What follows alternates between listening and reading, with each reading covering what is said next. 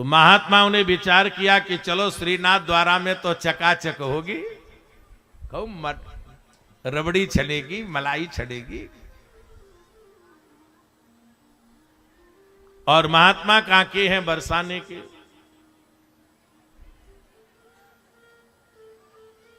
तो बड़े प्रसन्न मुद्रा में 12 वर्ष तक वो बरसाने में रहे। श्रीनाथ द्वारा पहुंचे। पहुंचते पहुंचते संध्या हो गई। महाराज ब्यारू का कहीं हिल्ला नहीं पड़ा कोई। सोचा कि चलो सुबह बाल भोग बढ़िया मिलेगा। अच्छा, आपके यहां नाश्ता कहते, हमारे यहां उसको बाल भोग कहते हैं। अब आजकल तो नाश्ता में क्या बनता है? क्या बना? पहले तो पनाठे बन जाते थे, अब तो पुआ बन गए, या वो क्या बोलते हैं, पास्ता, मैगी और चाउमीन।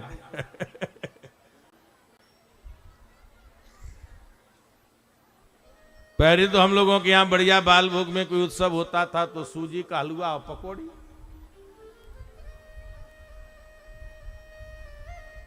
तो सोचा कि बढ़िया सुंदर बाल भोग मिल जाएगा। रात्रि व्यतीत हो गई। हमारे यहां महात्माओं के लिए है भी कभी घी घना, कभी मुट्ठी भर चना, कभी वो भी मना। महाराज प्रातः काल हुआ, किसी ने बाल भोग की भी नहीं पूछी। विचार किया कि राजभोग मिल जाएगा, दोपहर राजभोग की भी किसी ने नहीं पूछी। फिर दूसरा दिन हो गया, ब्यारू का हिल्ला नहीं पड़ा। फिर मन में भाव आया कि चलो भैया आज गया तो कल मिल जाएगा। दूसरे दिन न बाल भोग मिला, न राजभोग मिला, न ब्यारू मिले। अब 3 रात्रि हो गई। एक महात्मा ने कहा कि भैया आसन बांधो और चलो। जिससे आस लगा के आए थे उसके दरबार में तो कुछ है ही नहीं, ये तो नंबर 1 का कंगाल हो गया। दूसरे महापुरुष ने कहा कि नहीं नहीं, चलो आज रात्रि विश्राम करेंगे, कल प्रातः काल दर्शन करके ही चलेंगे। अब तो हमको कभी श्रीनाथ द्वारा आना नहीं है, एक बार में ही इन्होंने हमारा मन भर दिया। 3 रात्रि हो गई, भूख के मारे हम तड़प रहे हैं।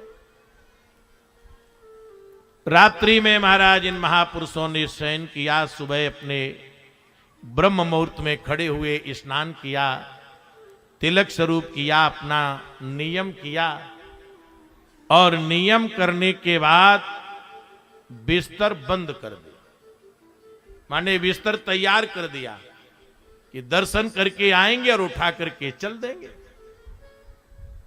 जैसे दरबार में पहुंचे, बढ़िया ठाकुर जी का दर्शन किया। और दर्शन करने के बाद महाराज गुस्सा नहीं डटी, गुस्सा निकल पड़ी। बहुत प्रयास किया उन्होंने सहन करने का। वो कहते हैं कि तुम्हारे सोने की चक्की और चांदी की चक्की एक चूल्हे में चले जाए, हमें क्या लेना देना है तुम्हारे घी के कुओं से, तुम्हारे ऐश्वर्य और वैभव से। अरे कंजूस, अरे लोभी, तुझसे अच्छी तो हमारी वृषभान सुता राधा रानी है। 12 वर्ष हो गए, एक रात्रि भी उन्होंने हमको भूखा नहीं सोने दिया, परंतु तेरे दरबार में आते ही 3 रात्रि हो गई, हमारा अन्न से कोई मिल नहीं हुआ। बस इतना सुर कहा और कह करके वहां से चल पड़े। अंत में कहा कि तेरे दरबार में आज के बाद कभी हम नहीं आएंगे। अरे आने की बात क्या है, तेरे तरफ तो हम पैर करके भी नहीं सोएंगे। कहने लगा बाबा बाबा आप ही बरसाने से आए हो? कि हाँ हम ही बरसाने से आए हैं। पुजारी ने एक प्रसाद भेजा है आपके लिए। तो वो महात्मा सुना रहे थे कि भूख बहुत लग रही थी। उन्होंने कहा कि पुजारी ने प्रसाद भेजा है। उस टोकरी को हम लोगों ने तत्काल उठाया और उठा करके उसी जगमोहन में बैठ गए। 10-12 पत्तल थी, क्योंकि 5-7 मूर्ति ये थे, 2-4 वहां पहले से थे। तो 10-12 पत्तल थी। जैसे वो पत्तल उठाई तो उसमें बढ़िया घेवर, कचौड़ी, मलाई के पुआ, बर्फी, लड्डू, गुजिया, बालूशाही, ये सब प्रसाद था। 10-12 मूर्तियों ने खूब प्रसाद पाया और पाने के बाद में जब तृप्त हो गए तो आपस में कहने लगे कि नीके नीके नहीं दे रहो, खरी खोटी सुनाए ली तो हाल पहुंचाए दो, दे रहो नहीं भाई।